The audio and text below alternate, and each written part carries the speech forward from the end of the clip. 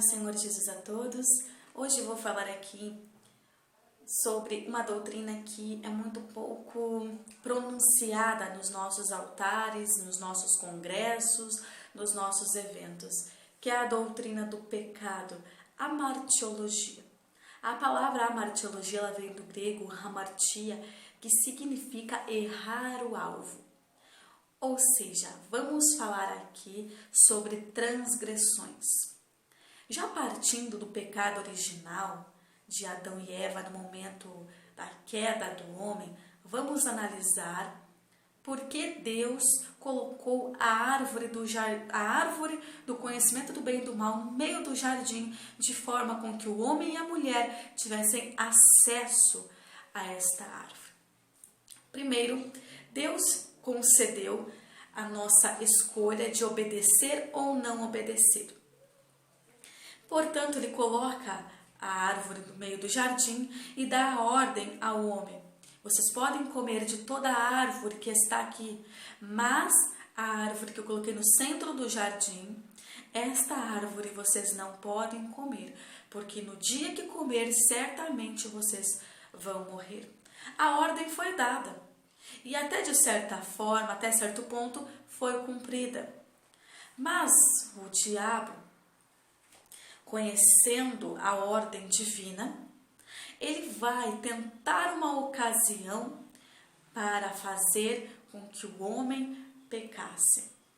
E ali ele escolhe o tempo determinado, escolhe a pessoa determinada e ele vai lançar a tentação. A tentação em si não é pecado, porque todos nós somos tentados. A tentação é de natureza humana. O pecado se inicia quando cedemos à tentação. A Bíblia nos diz que Deus não tenta ninguém e que nós somos tentados pelo aquilo que nós cobiçamos. Então, o diabo cria uma oportunidade, ele vai incorporar em uma serpente e vai falar com Eva. Eva não tinha ouvido diretamente a ordem divina. Quem tinha ouvido era Adão e Adão tinha repassado a Eva. Ali então o diabo começa a criar um jogo e se aproxima de Eva e lança a tentação. Adão e Eva passavam todos os dias pela árvore e nunca reparavam e nunca tinham tido o desejo de pecar, de transgredir a ordem divina. Mas o diabo faz com que Eva olhe para a árvore. Olhando a árvore, lá em Gênesis 3, nós vemos que Eva sentiu o desejo de comer, porque o fruto proibido, tinha uma boa aparência, e isto fez com que ela desejasse a comer. Desejando, então, o diabo leva ela a olhar, levando ela a olhar, faz com que ela deseja, e no momento que ela deseja, ele coloca a dúvida, ele semeia a dúvida no íntimo de Eva, fazendo com que ela percebesse que não morreria, dizendo que Deus estava retendo alguma coisa para eles não ter o conhecimento pleno, e dizendo que Deus não era tão bom o suficiente. Então veja, assim o diabo conseguiu enlaçar até ela tocar na fruta. Tocando na fruta, ela come e dá também ao homem, ao seu marido.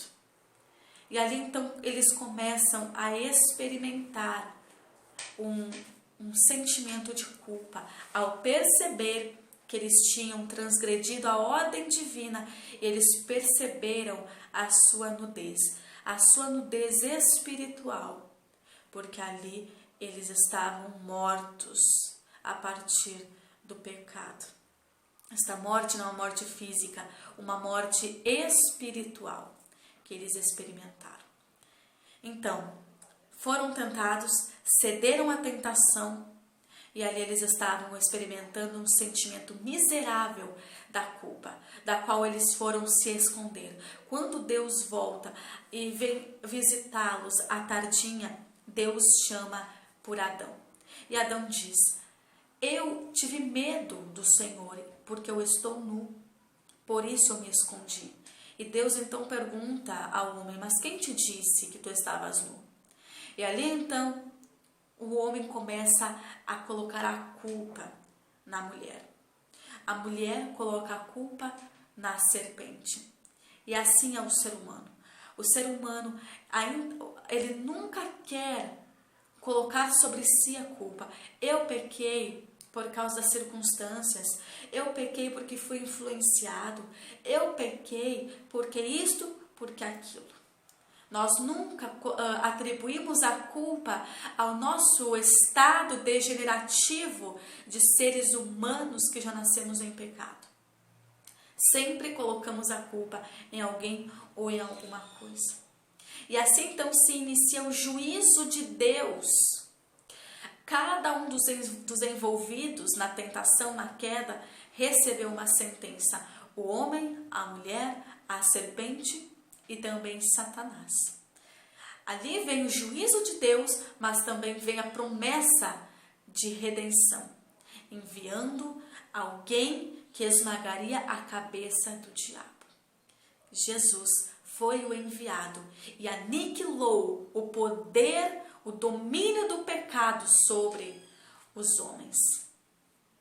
No século IV, o professor Pelágio, um professor de teologia, ele falou o seguinte, que o pecado de Adão afetou apenas Adão e não afetou toda a humanidade.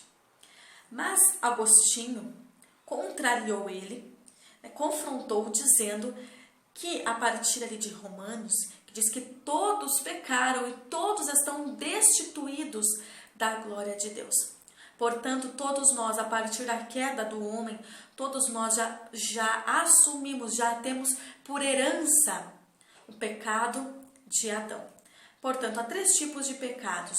O primeiro pecado, que é o pecado congênito, que é este herdado de Adão. O segundo tipo de pecado é o pecado involuntário, da qual nós cometemos por gestos e palavras e pensamentos. O terceiro pecado é o pecado voluntário. Este pecado, ele pode ser sinônimo também de iniquidade, da qual as pessoas elas fazem o que não deve ser feito ou também não fazer o que precisa ser feito. Isto também é pecado. Premeditar o mal, um pecado planejado nos mínimos detalhes, alimentar um mau pensamento, também isto é um pecado voluntário. E quais são as consequências do pecado? Primeiramente, o pecado, ele aflige, ele inquieta o pecador. O pecado interrompe a comunhão de Deus, a comunhão do homem com Deus. O pecado rouba a alegria da salvação. O pecado escraviza o ser humano. O pecado, ele conduz à morte, tanto à morte física, a partir de pessoas que vivem uma vida depravada na prática de pecados, assumem também doenças em seu corpo físico. A Bíblia diz que todo aquele que destrói o templo de Deus, Deus o destruirá. A morte física, o pecado também conduz à morte espiritual e também à morte eterna, a morte escatológica, que é a separação completa, a separação total de Deus e o homem. O pecado exclui o homem do reino de Deus, porque o reino de Deus, ele está dentro de nós. Todas as vezes que obedecemos à voz de Deus, o reino de Deus está em nós. Mas quando nós desobedecemos, nós somos automaticamente excluídos do reino de Deus. Jesus também foi tentado e ele nos mostrou como um exemplo de vencer a tentação. Vencer a tentação é cortar o mal pela raiz. Analise que Sansão, era um homem cheio do Espírito Santo. Mas ele foi brincando com o pecado, até ele se tornar escravo do pecado, onde a misericórdia de Deus foi retirada da vida dele. E o juízo de Deus veio sobre ele. Mas temos um advogado. Enquanto tivermos a chance de nos reconciliarmos, a intenção de Deus é sempre reconciliar o ser humano com ele. Então, se você está numa vida de prática de pecados, se volte a ele. Se arrependa enquanto é tempo. Seja cheio do Espírito Santo. Repreenda a Satanás. Não ceda à tentação, para não experimentar a culpa, o juízo de Deus. Jesus morreu na cruz para nos perdoar os nossos pecados, para nos salvar. Não permita que Satanás roube a alegria da salvação que ele já concedeu para a sua vida. Deus te abençoe. Fique na paz e graça de Jesus Cristo.